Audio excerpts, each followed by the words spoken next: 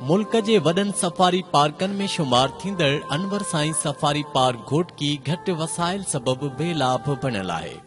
सवें एकड़न ते मुश्तमिल अनवर साईं सफारी पार्क में केतराई नायाब जानवर ऐं पखी मौजूद आहिनि, जंहिंमें ख़तरनाक मांगर मच्छ पिणु शामिल आहिनि।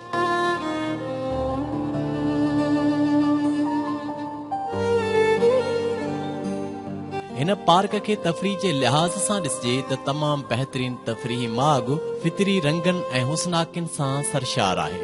पार्क में नसब मुनफरिद झूला टिघा टावर मौजूद आहिनि, जन ते चढ़ी समूरो फितरी मंज़र ॾिसी पसी सघिजे थो।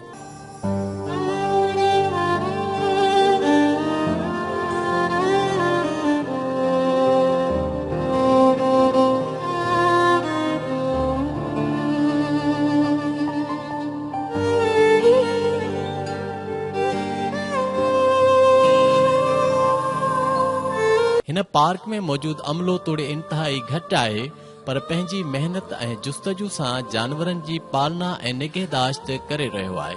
पार्क जी तोसी तरक्की लाइ का ख़ास अहम वॾी बजट मुक़रर नाहे, पर महदूद बजट जो कांटो बे रुकियल आहे, जंहिं सबब पार्क जी तरक्की जे घड़ियाल जा कांटा बे रुकियल नज़र अचनि था। हेॾी वॾी इराज़ी ते मुश्तमिल पार्क खे अगर मुकमिल आवाम लाइ खोले उन्हें पार्क में कुछ वधीक तफरीह जा सामान पैदा कया वञनि त ही पार्क सिर्फ महदूद टिकेट मां ई पंहिंजी ज़िंदगी जी बका रखी सघे थो। हिक तरफ़ अनवर साईं सफारी पार्क तफरीह जो बहितरीन माग आहे त ॿिए पासे ही घाटा वण बूटा माहौल लाइ बि साज़गार आहिनि, छो त घोटकी में तमाम वॾा सनती इदारा मौजूद आहिनि, जन जी दंस दूहो माहौल खे आबादी खे गर्द आलूद बनाए रहियो आहे। ही वण टिण साफ़ माहौल मौसमी तब्दीलिन में पिणु अहम किरदार अदा कनि था, पर सरकार समेत मकामी सनती इदारा हर साल अरबें रुपया जारी कनि था, पर हिन पार्क लाइ का संजीदगी का नथी नज़र अचे।